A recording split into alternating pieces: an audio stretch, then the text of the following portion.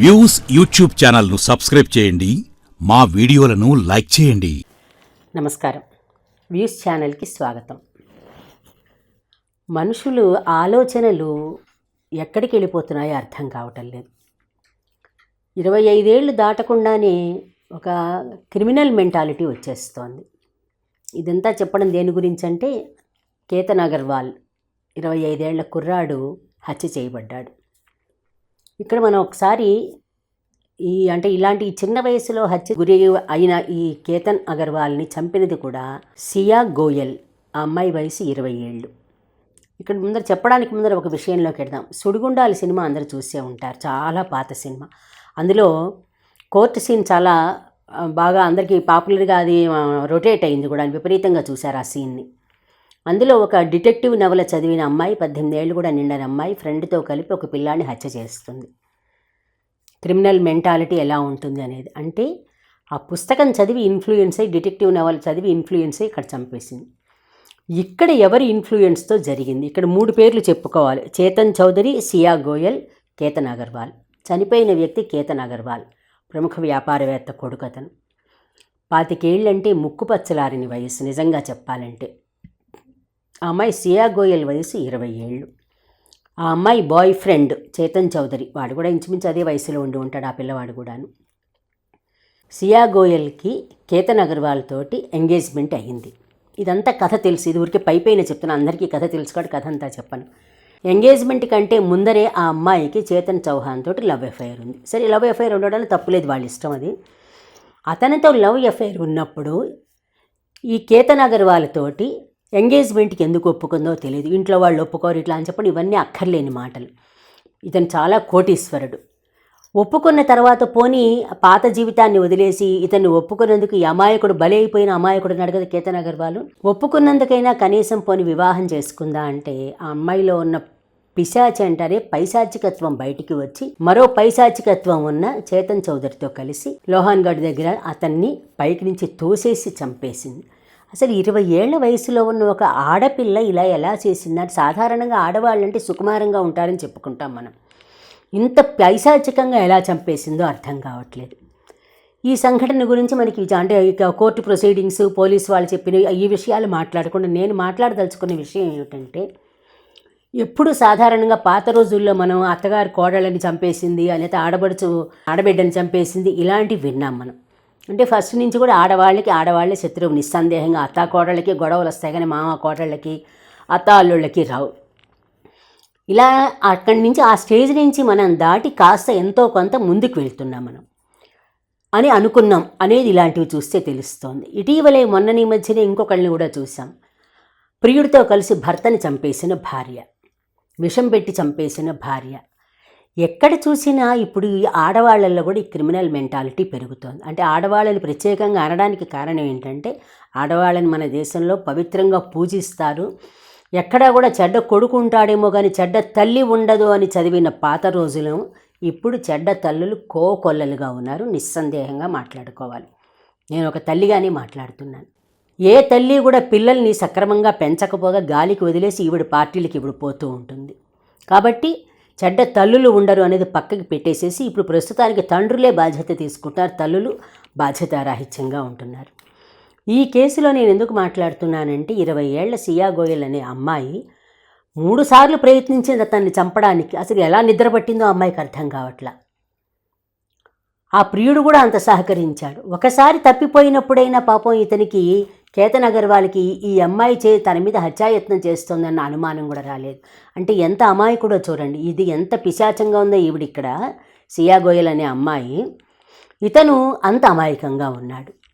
ఇలా ఎలా తయారవుతున్నారో తెలియదు. ఇది పక్కన పెడితే ఇప్పుడు నేను ఇదంతా మాట్లాడడానికి, ఈ కేసు గురించి మాట్లాడడానికి ఎలాగో పోలీసులు, కోర్టు వ్యవస్థ ఉంటుంది. సమాజంలో మనకి చాలామంది మేము యాక్టివిస్టులు అంటారు, ఫెమినిస్టులు అంటారు. వీళ్ళు నిరంతరము పాపం ఆడవాళ్ళకి చాలా అన్యాయం జరిగిపోతుందంటూ గొంతెత్తుకుని మరి అరిచి పోలీస్ స్టేషన్లకు వెళ్ళి కేసులు పెడతారు, అక్కడికి వెళ్ళి చేస్తారు, గొడవలు చేస్తారు, ధర్నాలు చేస్తారు, అన్నీ చేస్తారు. అబ్బాయిలకి జరుగుతున్న అన్యాయం విషయంలో ఎందుకు రాలేకపోతున్నారు యాక్టివిస్టుల ముందరికి? ప్రాణం ఎవరిదైనా ఒకటి. ఇక్కడ అబ్బాయి అమ్మాయి అనేది కాదు, ప్రాణం ఎవరిదైనా ఒకటి. ప్రాణం పోతే ఆ దేహం పోతుంది. అమ్మాయిలకు ఒక న్యాయం, అబ్బాయిలకు ఒక న్యాయం కాదు. తల్లికి కడుపు కోతది. కూతురు పోయినా కొడుకు పోయినా ఎవరు పోయినా కూడా ఆ తల్లికి ఎంత కడుపు కోత. ఇది ఆలోచించకుండా కేవలం ఆడవాళ్లే అన్యాయానికి గురైపోతున్నారంటూ గొంతులు చించుకుంటూ వెళ్తున్న ఈ ఫెమినిస్టులు, యాక్టివిస్టులు ఇలాంటి విషయాల్లో ధర్నాలు చేసి, క్యాండిల్ ర్యాలీలు చేసి ఇలాంటి ఆడవాళ్లను కూడా గట్టిగా శిక్షించాలని ఎందుకు మాట్లాడలేకపోతున్నారు? అంటే తప్పు చేయడానికి ఆడవాళ్ళు ఎక్సెప్షన్, మగవాళ్ళైతే ఎక్సెప్షన్ కాదా? మానవతావాదంతో మాట్లాడాలి ఏకపక్షంగా. అందుకనే ఏ ఇజం అయినా సరే వినడానికి చాలా చికాకుగా ఉంటుంది. ఫెమినిజము, విమెనిజము, లేకపోతే మేలిజము అన్నీ ఇజాలే. చేసి ఒక్క నిజం కూడా ఉండదు వాళ్ళ దగ్గర. ఒక గుర్తింపు కోసం మేము ఫెమినిస్టులం, మేము యాక్టివిస్టులం అని చెప్పుకోవడం ఎవరికి కోపం వచ్చినా సరే 90% ఫెమినిస్టులు కానీ 90% యాక్టివిస్టులలో కానీ నిజాయితీ లేదు. 10% ఎప్పుడూ ఉంటారు నిజాయితీ పరులు. ఈ నిజాయితీ లేని వాళ్ళ గురించి మనం మాట్లాడుతున్నాం తప్పించి నిజాయితీగా పనిచేసే వాళ్ళని ఎప్పుడు మనం విమర్శించాం. నిజాయితీ ఉన్న వాళ్ళకి ఒక ఇజం ఉండదు. ఎప్పుడు అందరి పక్షాన సమానంగా మాట్లాడతారు నిజాయితీ ఉన్నవాళ్ళైతే. ఏకపక్షంగా మాట్లాడుతున్నారంటే ఒక గుర్తింపు కోసం చేసేది మాత్రమే ఇది. మానవత్వానికి ఆడైతే ఏమిటి, మగ అయితే ఏమిటి, తల్లి అయితే ఏమిటి, తండ్రి అయితే ఏమిటి, అందరి పట్ల మానవత్వంతో ఉండాలి. కుక్కల పట్ల, జంతువుల పట్ల, పిల్లుల పట్ల, అన్నిటి పట్ల మనం మానవత్వాన్ని ప్రదర్శించాలి. ఇంత దారుణంగా జరిగిపోతూ ఉంటే ఇంతమంది చూస్తూ ఉంటాను రెగ్యులర్గా. చాలామంది ఏదైనా చిన్నది జరగగానే అంటే వాళ్ళకి నచ్చిన వాళ్ళకి ఏదైనా అన్యాయం జరిగితే వాళ్ళకి కొన్ని లెక్కలు ఉంటాయి. ఈ మతం వాళ్ళైతే ఒక లెక్క, ఈ కులం వాళ్ళైతే ఒక లెక్క, ఈ వర్గానికి చెందిన వాళ్ళైతే ఒక లెక్క. ఆ లెక్క ప్రకారమే చేస్తారు వీళ్ళు ఎప్పుడు వీడియోలు. అలాంటిది ఇది ఏ వర్గం కదా, సంపన్న కుటుంబానికి చెందినవాడు, ఏ తప్పు చేయని కుర్రవాడు, తల్లి కూడా కాదంటే కూడా తల్లి మాట కాదని. ఒకసారి చూడండి, బాలి వెళ్ళడానికి కూడా ఆ బాలి వెళ్ళబోతుండగా అతని ఒక్కని పాస్పోర్ట్ కూడా అమ్మాయి మాయం చేసిందంటే ఎంత క్రిమినల్ మెంటాలిటీ ఉంది. ఇంత క్రిమినల్ మెంటాలిటీతో ఉన్న ఆవిడ్ని ఎవ్వరూ గుర్తించకపోగా, అంటే గుర్తించట్లేదు, మెంటాలిటీ ఉందని గుర్తించకపోగా పాపం బలి ఏదో కసాయి వాడిని గొర్రె నమ్ముతుంది అన్నట్టుగా ఇతను ఆ కసాయి దాని వెంట వెళ్ళిపోయాడు. ఇంకా చాలా దారుణమైన మాట చెప్పాలి. కసాయివాడు అంటే పాపం వాడి వృత్తి అది. గొర్రెని చంపడం అనేది వాడి వృత్తి. ఇక్కడ ఈవిడ వృత్తి ఇదే అనుకుంటా, మనుషుల్ని చంపడం. ఏం సుఖపడుతుంది ఇప్పుడు? ఇద్దరిని అరెస్ట్ చేస్తారు. వాడు లేదు, వీడు లేడు, జీవితం అంతా నాశనమైంది. ఏం ఊహించి ఇలాంటి హత్యలు చేస్తున్నారు? ఇలాంటి వాళ్ళ మీద ఈ సోకాల్డ్ అనేది అండర్లైన్ చేసుకోండి, నిజాయితీ ఉన్నవాళ్ళు కాదు.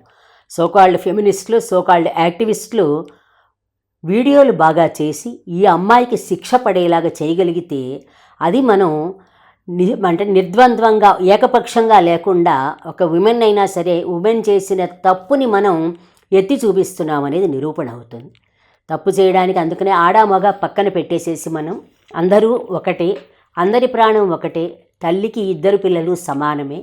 ఆ తల్లి గర్భశోకాన్ని ఎవరు తీర్చగలరు? ఇప్పుడు 2 నెలల్లో పెళ్ళైపోయి హాయిగా ఉంటాడు తన కొడుకు అనుకున్న తల్లి ఎలా అయిపోయిందో చూడండి. అప్పుడు కూడా చూడండి, తల్లికి అనుమానం రాలేదని, కానీ అతని సోదరికి అనుమానం వచ్చింది ఈ అమ్మాయి ప్రవర్తన పట్ల.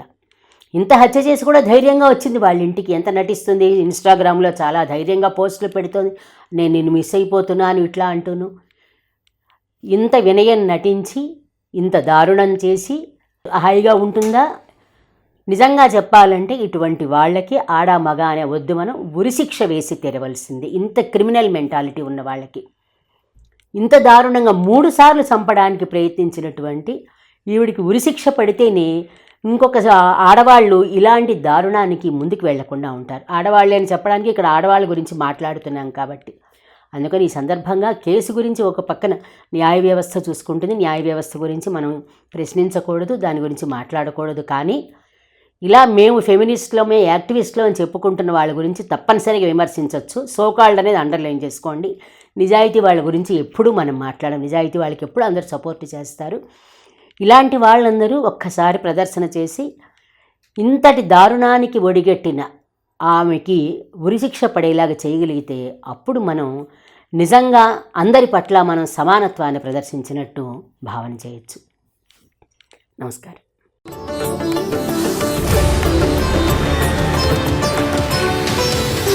వ్యూస్ యూట్యూబ్ ఛానల్లో లైక్ చేయండి, షేర్ చేయండి, సబ్స్క్రైబ్ చేయండి.